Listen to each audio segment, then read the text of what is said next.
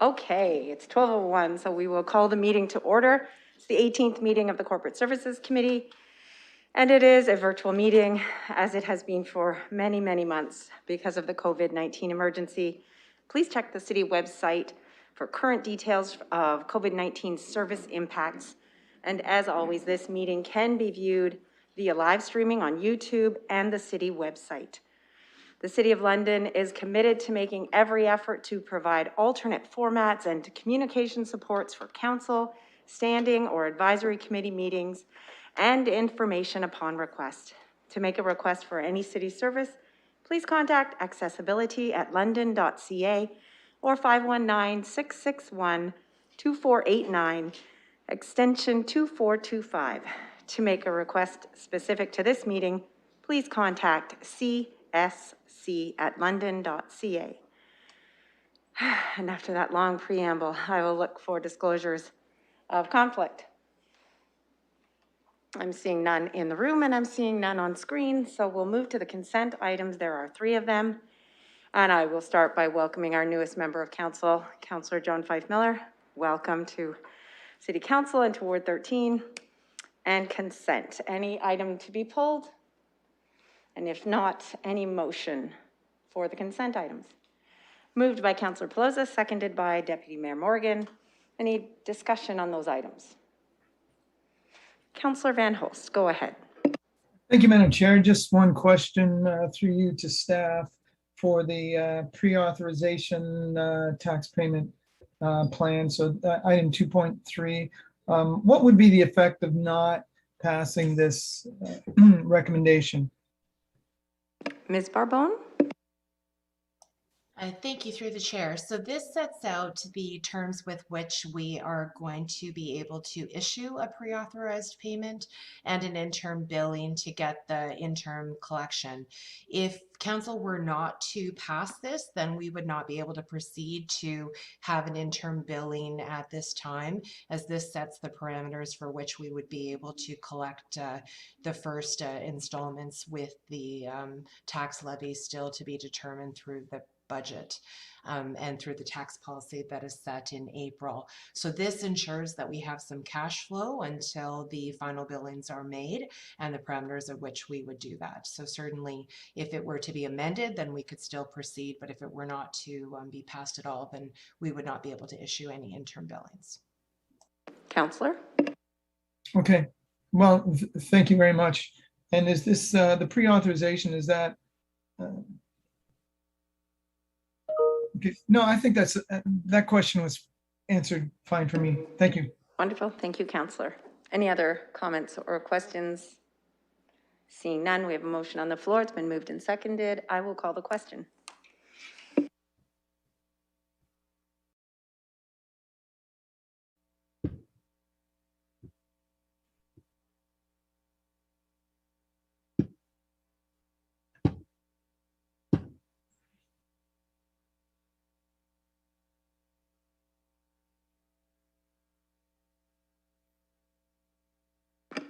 Closing the vote, the motion's passed 5-0.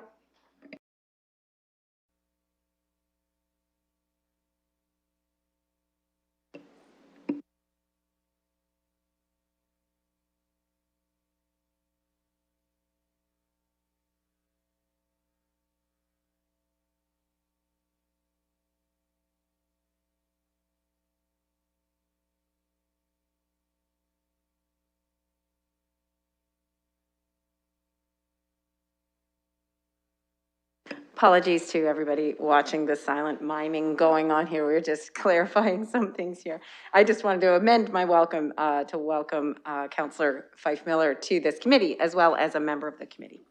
We have no scheduled items, but we do have items for direction. And 4.1 is an application for a proclamation for International Day for the Elimination of Violence Against Women.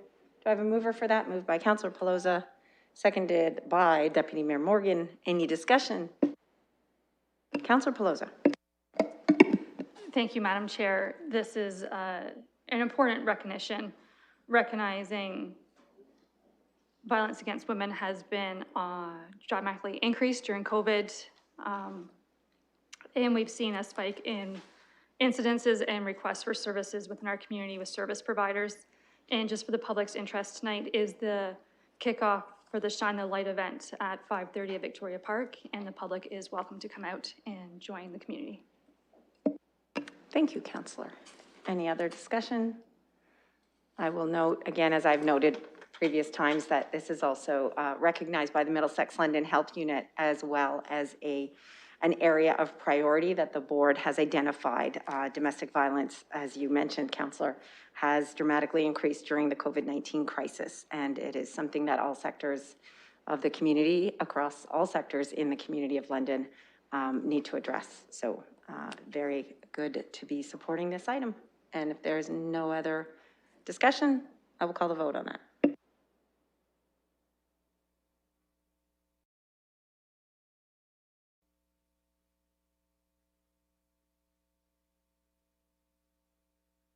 Closing the vote, the motion is passed 5-0. Thank you. Next, another application for a proclamation for Salvation Army Week. Do I have a mover for that? Moved by Councillor Van Holst. Thank you. Seconded by, thank you, Councillor Fife-Miller. Any discussion? Seeing none, I'll call the question.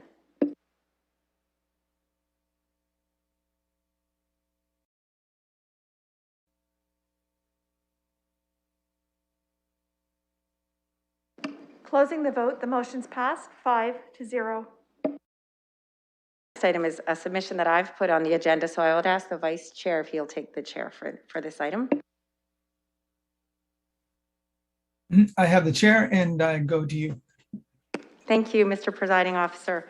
So I've listed just a couple of the things that the last term of council, some decisions that were made in the last term of council, and they were both referrals back. And there has not been a significant amount of progress made on these items. There are still other items as well that the last term of council we provided direction on, but these were the two that I personally was involved with. So I thought that I had a conversation with the new Indigenous Community Liaison Officer, as well as the Director of Diversity in the City of London, and discussed these two matters specifically with them. So it's very self-explanatory in the letter. I want to refer this back to Ms. Antone George, and so she can then take this forward, do the consultation that needs to take place with the community, with the 3 First Nations, as well as local urban Indigenous people here in the City of London. As part of putting this together, I did a little search on the things that we had discussed in the last term of council with regards to building our relationship with First Nations that are our neighbors, as well as with our local community members who are Indigenous. And I'm really disappointed to see that we haven't really discussed these issues very much during this term of council. It's something that has sort of fallen by the wayside, and I really hope that we can pick this up, and I'm hoping that this can be the start, that we will start to see some of these things that have been deferred addressed. So with that, I have the motion. I would like to put that motion on the floor, Mr. Presiding Officer, and I would look to committee members for a second, and I see Councillor Pelosa putting her hand up, Mr. Presiding Officer. Thank you. Well, perhaps I could go to Councillor Pelosa to see if she has a comment along with the second. Thank you, Mr. Presiding Officer. Happy to second this motion. I know that some of this, as the letter states, has been going on prior to my term on council, and it is an ongoing relationship, and this council's consideration to have an Indigenous community liaison. This is precisely the type of work that, at least for me, I had envisioned them helping with and helping facilitate those conversations and best practices moving forward, and I'm happy for a report back. Thank you very much. And I see Councillor Lewis has his hand up. I'll go to you. Thank you, Mr. Presiding Officer. I'm hoping to get either some clarification from the mover and seconder or from our staff. And I'm not sure whether it needs to be in the motion or whether it's assumed. But I'm particularly concerned about the referral on the land acknowledgements in terms of, I understand that the prior council did receive some legal advice from our staff. And I would like to see this referral not only include our Indigenous liaison officer, but also our city solicitor. Before we go down too long a road on consultations, I think it's important that we're aware of any potential barriers that may come up. I'm also aware that since this motion was originally moved by Councillor Cassidy in 2017, I believe, that circumstances may have changed. And so the information that may have been provided to previous council may not represent the most up-to-date information. So I guess I'm looking through you, Mr. Presiding Officer, to the mover or to city staff as to whether or not the intent is to involve the city solicitor's office in this consultation and referral as well. Well, I can certainly go to the mover first to ask if the councillor has brought up what might be a friendly amendment, but to you, Chair Cassidy, for your comment. Thank you, Mr. Presiding Officer, and thank you through you to Councillor Lewis for the question. There were no legal concerns when both of these items were brought up way back in the day. The concern was about the appropriate language, knowing that there are 3 First Nations and there are cultural sensitivities as well as sensitivities around treaties and all the things that that need to be acknowledged as well, knowing that treaty language and treaty knowledge is an evolving science, really. And so there had been some consultation back in 2016, but most of it had taken place with Chippewa of the Thames Nation and not so much with the other 2 nations. So that was the reason for the referral, to work more on the language. Ms. Antone George has already begun in her role to talk to the nations about the kind of language that they would like to see in our land acknowledgement. I don't believe that it needs to be in the motion, but I think we could hear from city staff if that will be part of Ms. Antone George's check-in to work with the city solicitor's office. I would note as well that our city solicitor is very knowledgeable in this area, as he was once an employee of Oneida Nation of the Thames. So that also gives me some comfort as well. But I saw Ms. Livingston on the screen, and I'm happy to hear her thoughts. Thank you, Ms. Livingston.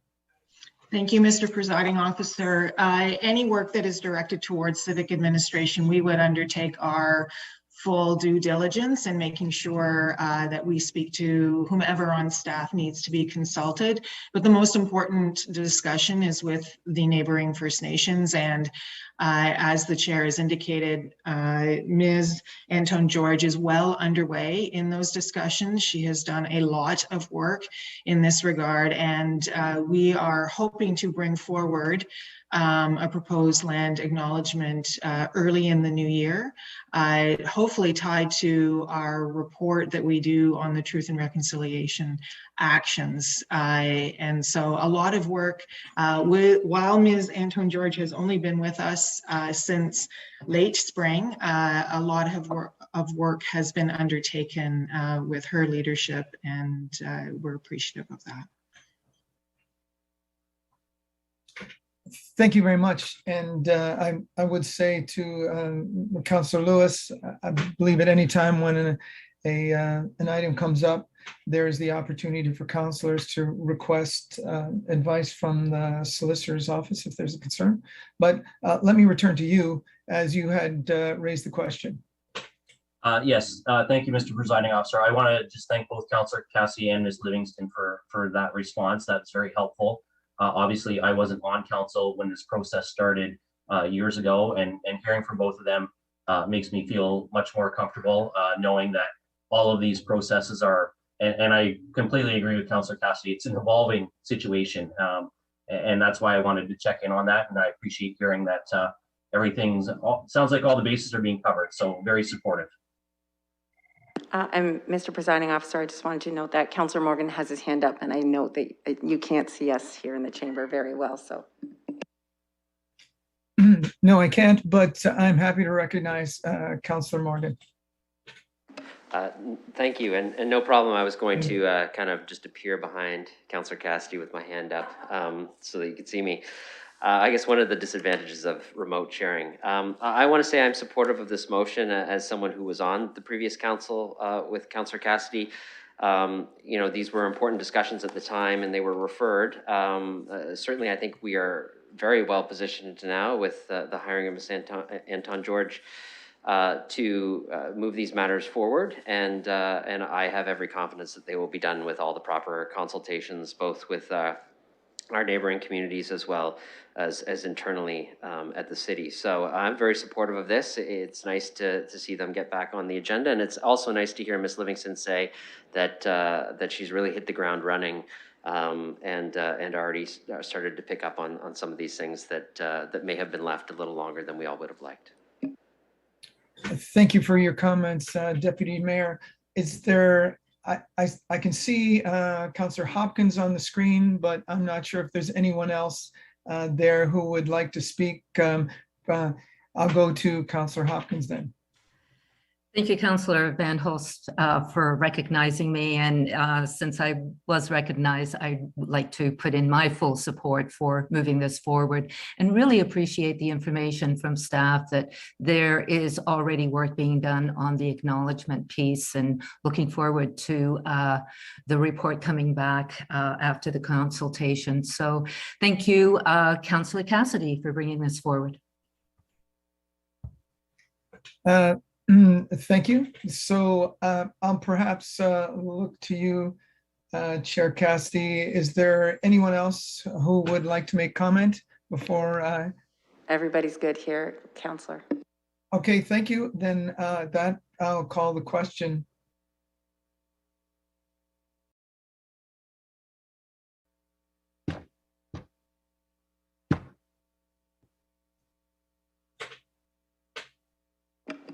Closing the vote, the motion's passed 5-0. Turn the chair to you, Madam Chair. Thank you, Councillor Van Hulst. Thanks very much for that. So the next item is 4.4. It is another councillor submission, and this is from Councillor Hopkins. So I will go straight to her and welcome her belatedly to our committee today. Thank you, Madam Chair, and thank you, committee, for recognizing the motion that I am about to propose to you. And I would like to read it out. I'm not sure if the public is even aware of the motion or if they can see it on their screens. And I am going to be requesting that the city clerk be directed to bring forward a future meeting of the Corporate Services Committee for consideration a draft policy with respect to participation in hybrid electronic meetings by council members, staff, and the public. And I'd like to put that before the committee. Welcome to hear the conversation. The reason I'm bringing this forward is it's been a long time, and we've been doing this hybrid type of a meeting. And I know we're not going to go back to the way it used to be. And I understand there's a number of other organizations that are also looking into what the hybrid model will look like in their policies. And I'm asking just for this to be sent to staff, for them to look at a policy. I think it's really important that we understand how things work and how can we do it better is what I'm hoping will come back.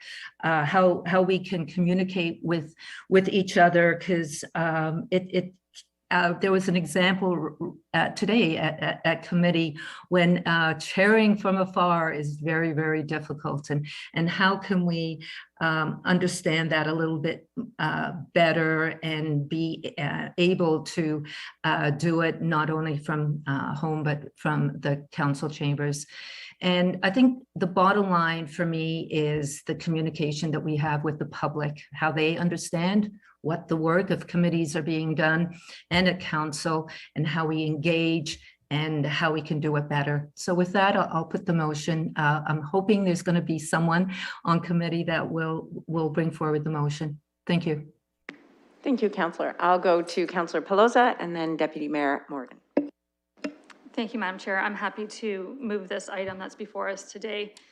When COVID began, there was, well, quite a transition as everyone adapted to things, and Civic Administration did bring forward a suggestion of best practices to have for counseling standing meetings, and some of us follow those to different and varying degrees. And same with our boards and agency boards and commissions. There's been just lots of differences as we go through it and we do our work. And I would like to see this policy brought back before us, that it isn't simply a suggestion, realizing that we're still in COVID and a lot of us still aren't back physically at City Hall in regards to where we do our meetings from. It is quite different of how we conduct ourselves. And same with staff, sometimes they're on the screen, sometimes they aren't. Same with our colleagues. Sometimes people are joining us by phone. And recognizing the work that we do at our agency boards and commissions, we know that a lot of the times the city has wonderful policies that we've adopted and that they have a farther impact in the community and help serve as leadership and guidance to those organizations as well. So thank you to Councillor Hopkins for bringing this forward. Thank you, Councillor Pelosa. Deputy Mayor Morgan. Yes, I'm comfortable seconding the motion. I am glad that Councillor Pelosa brought up the best practices document that I know the clerks circulated to us earlier on in the virtual meeting environment. I was very comfortable with the parameters in those, and I think certainly given the time that has passed, not only those, but there's probably other learnings that could be added into such a document, and to all work from the same set of rules and set of playing fields, and all understand kind of what the terms of navigating these virtual meetings are, I think is appropriate. The other thing I think we will have to consider too is not only setting forward a set of parameters for hybrid meetings now, but my understanding is that hybrid meetings will be restricted to a certain degree by legislation and things like state of emergencies. When the province brought forward the ability for us to participate remotely, it was for everything except for voting. When the emergency legislation came forward, they said as long as there's a provincial or local state of emergency, you could also vote remotely. And so if those things end at some point, I think we're going to need to figure out, is that something we'd like to lobby to allow to continue? Is that something that we need parameters for if a councillor wants to participate remotely but not vote? I could certainly see, as someone who has traveled to places like the FCM and Councillor Hopkins with AMO, the ability to participate, even if you can't vote, in a meeting from afar on a really important topic, I think is certainly something to entertain. So I agree, and I'll second the motion that we need some short-term parameters, but I think we also have to have some thinking beyond the end of the state of emergency and what it will look like then, and how we would like to navigate allowing all colleagues to participate as fully as possible in the future as well. So thanks, Councillor Hopkins, for bringing this forward. Thank you for those comments, Deputy Mayor. That also begs the question of what will happen, and have the clerks thought about that if and when the state of emergency ends? Thank you. Through the chair, until the Municipal Act is amended again, the remote participation will be allowed. We'll examine what will happen if that act is changed again, then we will be notifying councillors as to what the next steps will be. Did you put your hand up? Go ahead, Councillor Van Holst. I saw it briefly. Go ahead. Thank you. So, of course, this all makes sense to have the ability to vote remotely. You can imagine just somebody being forced to come in who's got a cold or the flu, because otherwise they wouldn't be able to vote. So, we do see there that COVID has created a bit of an evolution in how we deal with things, and we can expect some of those things to move to persist. And that to me seems like a sensible one. So in that regard, it's probably good for us to come up with a policy, or at the very least, look again at the best practices or what other options there are to optimize the process. So, for instance, for someone who would be in a position of trying to chair remotely, so how do we see whose hands are up? Do we need to put that in the chat? Is there another platform that might be superior to the one that we're using now, for instance? So I think this is a good discussion to have, and probably a good time to have the discussion. So thank you, Councillor Hopkins. Thank you, Councillor Van Holst. So I'm glad to hear that it will require a modification again to the Municipal Act, because I don't want to get caught too off guard. Because I share those thoughts with Councillor Van Holst that he shared about cold and flu season. I think everybody on the council has at one time or another caught the stuff that goes around City Hall when it's cold and flu season. It feels like there's always, they talk about the super cold going around right now. It feels like there's a super cold every year that goes through City Hall, because I've been like struck down really hard at least twice, I recall. And that very Canadian urge to come to work and get the job done and work through your sickness, I think we don't necessarily still think that way. And so remote meetings will be I hopefully a part of our future for some time. So I also want to thank the councillor for bringing this forward. And if there are no other comments or questions, oh, Councillor Van Holst, go ahead. Oh, no, I had no other comment. Sorry, I saw Councillor Hopkins' hand and I said your name, Councillor Van Holst. My apologies, Councillor Hopkins. Thank you, Madam Chair, for allowing me just to thank the committee. I really appreciated all the comments coming from the committee. And I agree, there are, it's almost a policy that has to be open to the provincial government and with changes. And sometimes we don't know what that looks forward, but I think it is the beginning of formalizing some kind of a policy and best practices. And thanks again for the committee for your support. Thank you. So the motion's on the floor. It's been moved and seconded, and I'll call the question.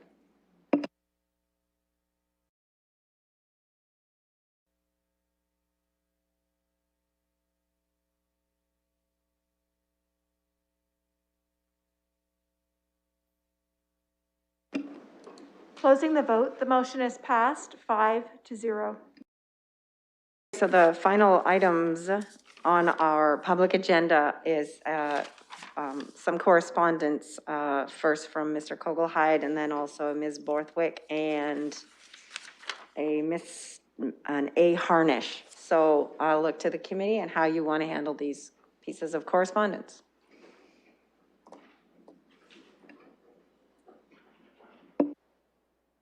Deputy Mayor Morgan.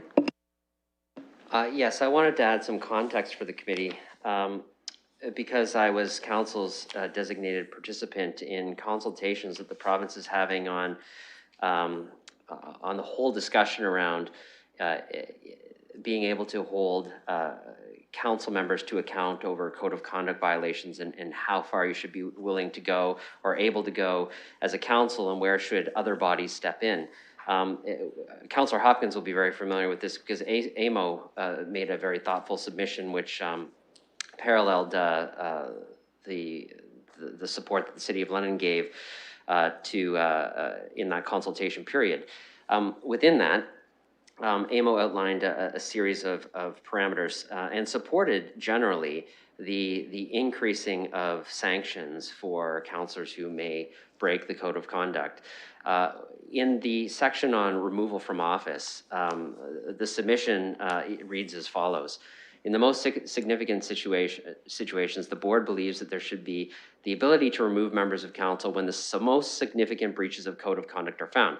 This would need to be separate from any criminal proceedings that may otherwise arise. In such cases, it would be appropriate for council to seek an intervention by a member of the judiciary to remove a council member where a report of a municipal integrity commissioner recommends such actions for serious, willful, and/or repeated significant violations of the code of conduct adopted by the municipality and agreed to by the members of council.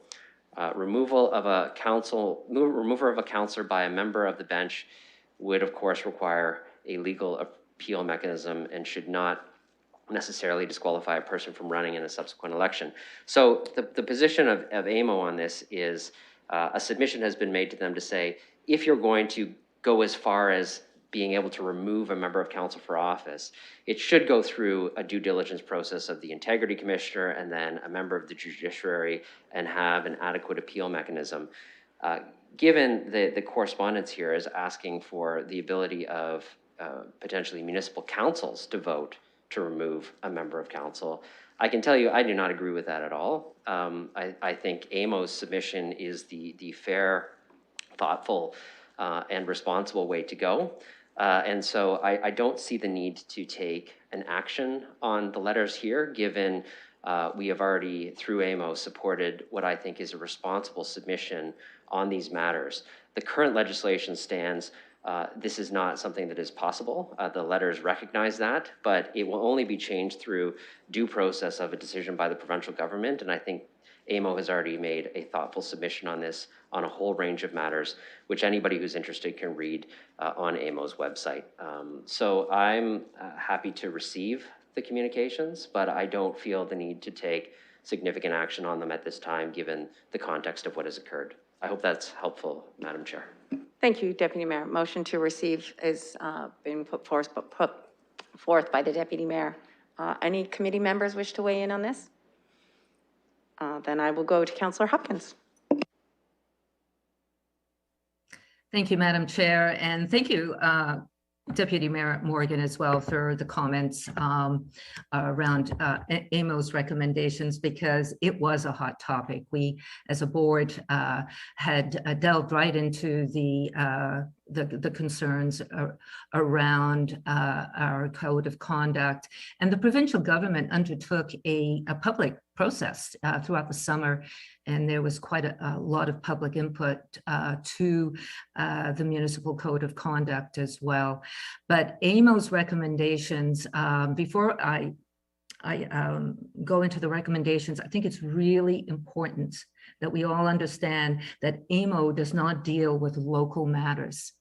We did have that conversation and brought forward the recommendations to the provincial government, and there were 4 of them, and Deputy Morgan has spoken to the one which was a very well debated recommendation, and it was unanimously supported at the board. But the other recommendations that were brought forward were to maybe increase the monetary penalties, as well as better training and standards for the integrity commissioner.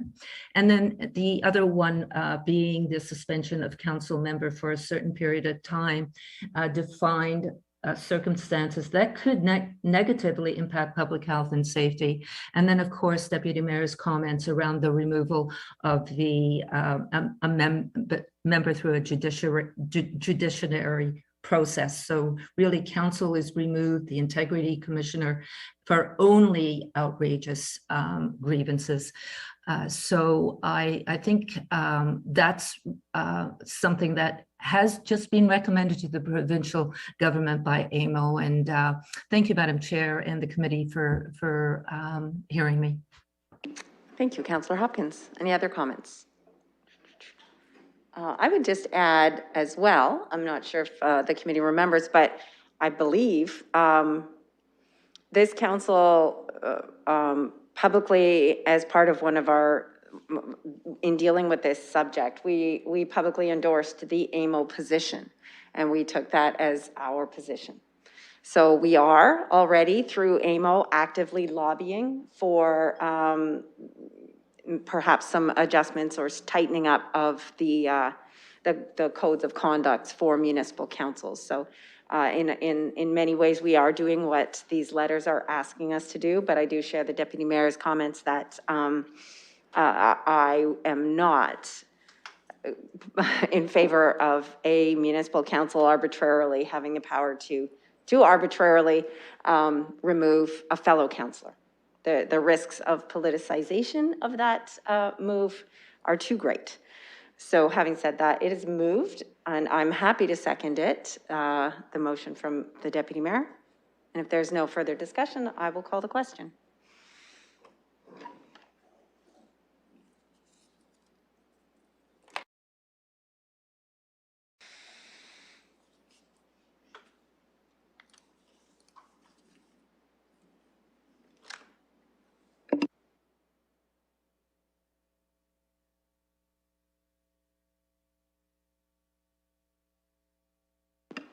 Closing the vote, the motion's passed 5-0.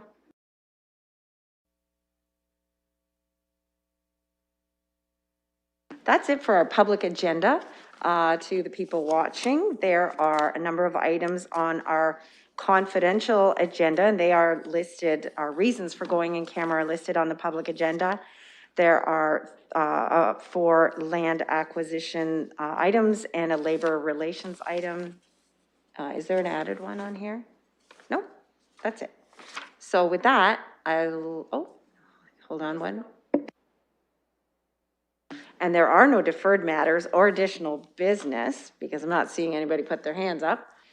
So now I will look for a motion to go in camera.